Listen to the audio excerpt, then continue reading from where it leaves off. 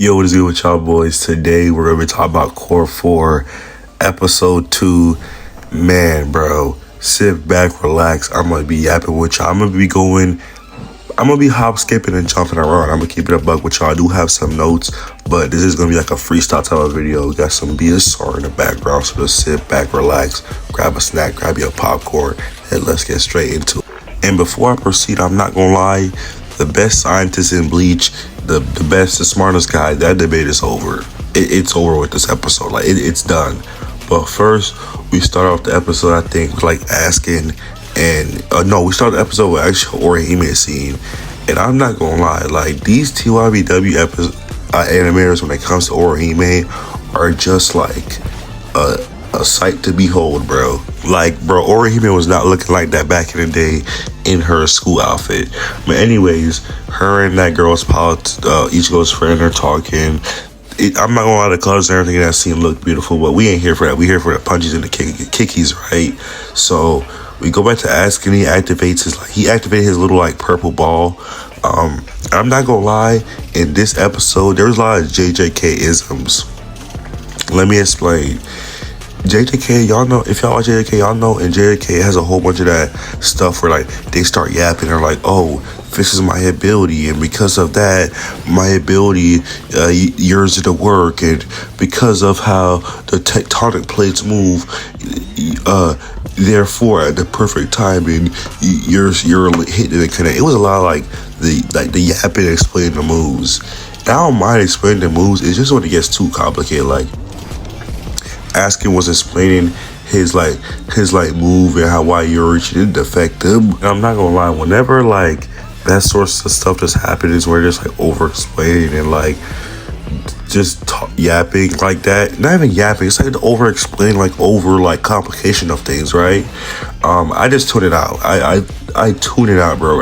That's what really made me start enjoying JJK, when I just start tuning out all the like BS about the explaining the moves. Like I said, I'm not opposed to the explaining of moves. It's when it's overly complicated, I'm not gonna sit there, rewatch the subtitles, trying to figure out what bro's trying to explain, trying to figure out what bro's saying.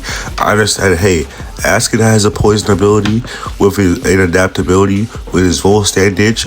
It is overly enhanced. That's literally plain and simple what it does. Like, I understand it.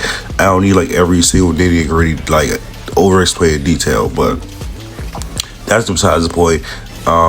Asking and what's it called? Kisuke politicking, talking back and forth. Kisuke's like, oh my gosh, wow, you're really smart. Or you're giving me a lot of trouble. That y'all know how Kisuke is.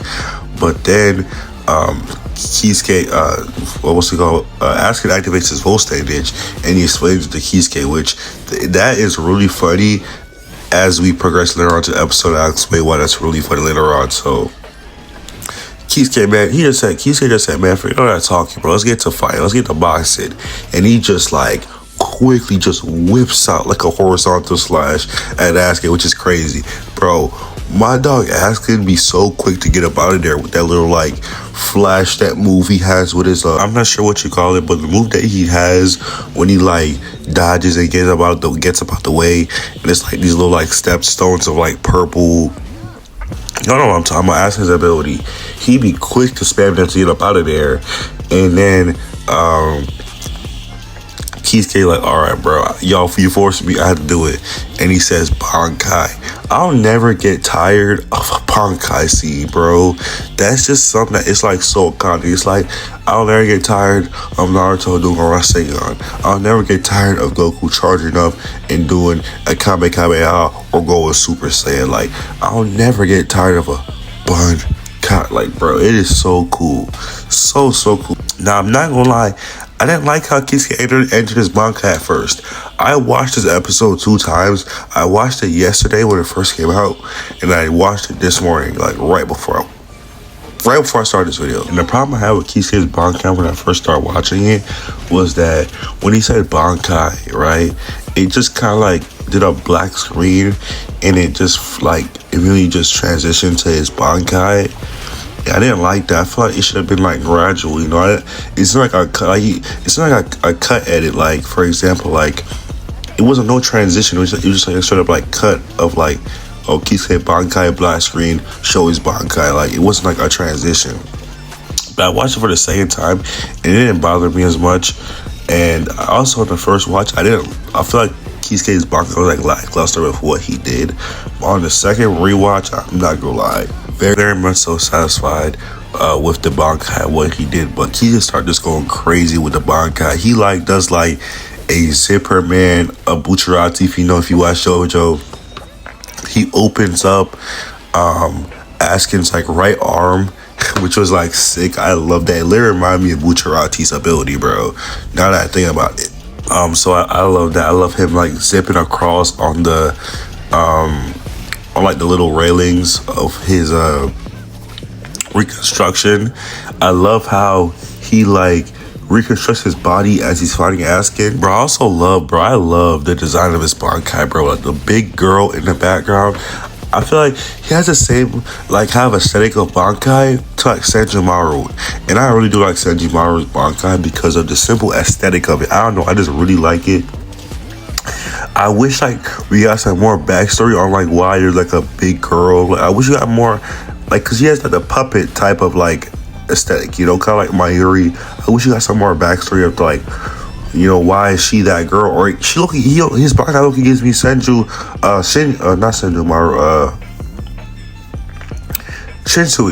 You know how Shinsui has that one girl in his Bankai, like, and we got backstory for her when he was fighting the owl guy. I wish we got backstory similar to like how we got backstory on Shinsui's like the girl in his Bankai. I wish we had the same thing for I was about to say Ukiura. Kisuke's Bankai. I wish you got more backstory on the girl, but she looks really cool. I love the stitches in Kisuke's face. I love that. That just adds it even more like coolness to the character, and it just matches with Kisuke's already like kind of distressed hair, you know. Also, I don't know where did Kisuke's hat go. I do not know where Kisuke's hat went during this. Now that I think about it, but I completely love the design of Kisuke's Bankai, how he looks himself. It's all amazing. But Kisuke's like, one thing about the episode 2 which I really loved was the choreography, bro. I'm a big choreography guy. That's why, I mean, this might be unfortunate news to y'all, but Naruto's my favorite anime of all time. And the reason why I like it so much, one of the reasons is because of the choreography. I feel like Naruto has like, when it comes to as a series as a whole, Naruto's like choreography is unmatched. Like from episode 1 all the way to Shippuden, even Boruto, the choreography is just unmatched with any anime I've ever seen before. And it has some really good choreography in the episode with Kisuke, with him like flying around on his like little like reconstruction like zipper days. I love how the camera angle was like panning. This season they did it like with the first episode too. They have some really good panning of the camera, and they did that exceptionally well in this episode with Kisuke as well, with his the choreography of him like flying around on the zippers. It was really, really, really, really cool. But then fast forward after that, Kisuke's like, Asuka's like saying something about like him having Kisuke trapped or something like that, and then Kisuke's like, nah. This is where I went. This is where I thought of whatever, right? And then we see a zipper. We see a zipper go all the way. Yeah, he talks about how you said. Oh, you said this place was you can't leave, but you never said it wasn't penetratable. Like you said it was. You said you could escape, but you never said this place was impenetrable. And Grimjaw, this is the most savage that he freaking puts his hand through Askin's chest. And I'm not gonna lie, that completely threw me for a loop, bro. I was like, bro, what? And he grabs, and he has Askin's heart, bro. Like, I was like, dude, what the heck? And it is very befitting with Grimjaw's character. He's very much like a savage, like grunty type of character. But I was like, dang, dude. And he grabs the heart and he freaking pops it, bro, like a freaking balloon. He pops Grimjaw's heart, and it asks him like, what? How could this happen? And he's explaining how he like reconstructed. They got connected his Bankai outside and planned the whole thing, and he had multiple different scenarios, and he thought of everything, right? And then asking, bro is still talking, even though he has a hand through his chest, and his heart is popped. Like, bro, stay down. How are you still talking and functioning all fine, well, and dandy when my dog Kisuke got you all wrapped? I mean, my dog Grimjaw and got your heart into a little sludge on the floor. How are you still up and talking and functioning? That like completely like, I'm like, dude, stay down, dude, it's okay, it's over. And then Kisuke gets real serious. He's like, how? And then did you do this? Ask, and Kisuke gets real serious, like I said, and starts explaining him how if you don't have all possibilities for a fight that you're about to die in, who wouldn't think about all possibilities? Basically he's saying, oh, I'm the smart guy. I think of everything. And that's the short and simple of it. And we get a really sick look of a close up on his face. This Bankai, which is really sick. Then Asuka is like, oh, okay, I see why you were a special threat. And then the place starts collapsing. I forget what he called it, a little poison orb that they're in. It starts collapsing. It acts like, oh, I was too scared to let this place be at its full strength because I wasn't sure if I could handle it. And then Kisuke drops, Grimjaw drops. The camera pans out back to Nelio, looking awesome, beautiful as always. And she sees a little crack in there. Oh, I also skipped out, bro. This dude Grimjaw's a dog. He stabbed Askin twice. Bro, you already reached through the man's chest and grabbed his heart. You tell me you going for extra points? What's it called? And piercing him again? It's like an NBA game. I'm not sure how much of you guys watch basketball. It's an NBA game.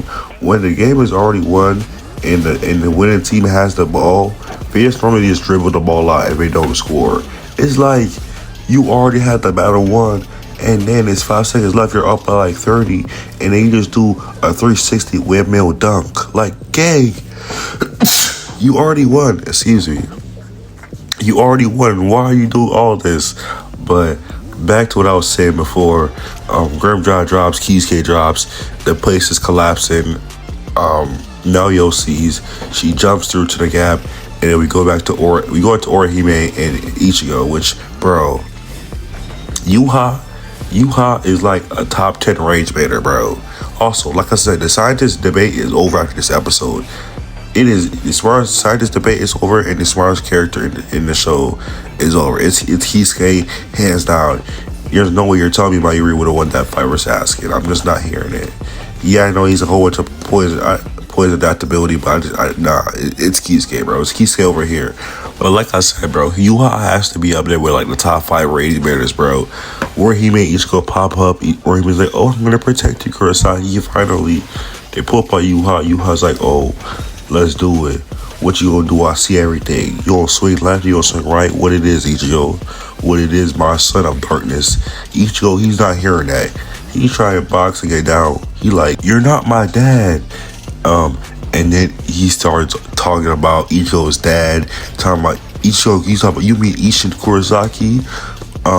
He's a stand-in father, bro. I have to say, bro, Ichigo really a YN, bro. Ichigo really ready to be cracked. Ichigo's always ready. He's always ready to crash out at any moment. Notice, bro. Ichigo is a YN, bro. He's always ready to crash out, dude. And he gets mad, obviously, because this dude Yuha was talking about his dad, and Ichigo just charges in full steam ahead. And then Yuha's like, and Ichigo's like, yeah, you killed my mother. How can you be my? He said something like, he ended up bringing about the fact that Yuha killed his mother, and Yuha just says the most craziest thing, bro. He's like, your mother, what are you talking about? She lived a great life. She protected you and she served me. What more could she ask for? And that just set Ichigo off. That edge, bro. Ichigo was not having that, which respectfully, rightfully so, bro. I would have done the same thing too, brother. Like, that just completely set Ichigo off the deep end, and Yuha is just like, just talking crazy. Orihime is obviously backing Ichigo up. Yuha is sent a whole bunch of his Soul King attacks towards him. We get a flashback. We end up flashing to Oryu and Yugrim's fight, which is like, you know, we don't really get much, you know, a little. Oryu throws a little bit of his full standage little, you know, square arrows at what's his name, Yugrim, and that's pretty much it. I mean, we also get like what is supposed to be Yugrim's new form, I think. I'm not sure. Then it goes back to Yuha, and Yuha's like, Ichigo, don't waste your life that I've made for you. Your life is not yours. You are so carefully made. I'm guessing that's referring to him, being Quincy, Hollow, Soul Reaper, and Human. And Ichigo's just floating out. He's just crashing out. So, and that's pretty much the end of the episode.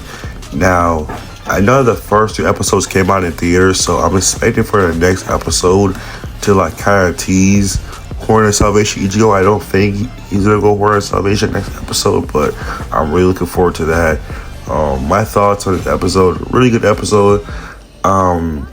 Would I say this episode was better than the first one? No, I don't think so. I think I like episode 1 a little bit better because it had Yoruichi. I like Yoruichi more. She's one of my favorite characters in the show. She's just cool, bro. She's a black character. She's super cool too. She had good air powers. I like male characters a lot, and that's literally what Yoruichi is. She has no Zanpakuto. She just has straight lightning in hands, which I really do like. Hand-to-hand combat characters. And so she just look good. I will be honest. And she also called, she's black too, so that's a bonus. But yeah, that's pretty much my thoughts on episode 2. If I had to give this episode rating, probably give it like an 8.2. The first episode, I'll probably give like a 9, 9.2, 9.5. No, I'll probably say 9.29 for the first episode. This is like an 8.5, 8.2 probably. But really good episode.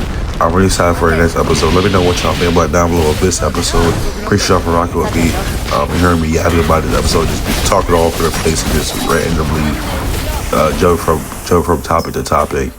Don't forget to take some go to aspirations. I will see you in the next one. I love y'all. Like the video, subscribe, all that good stuff. Thank you for being here. Peace. 200,000 on a dash. Ain't tryna rush it, but I'm moving fast. I get money, I've been in my bag. Laying low, but I move like an activist. I don't talk, but I preach and I'm passionate. And I rock with my brother beside me. I walk around with that guap with my pie. Play around with that tool, he ain't using no lies. No, I came out the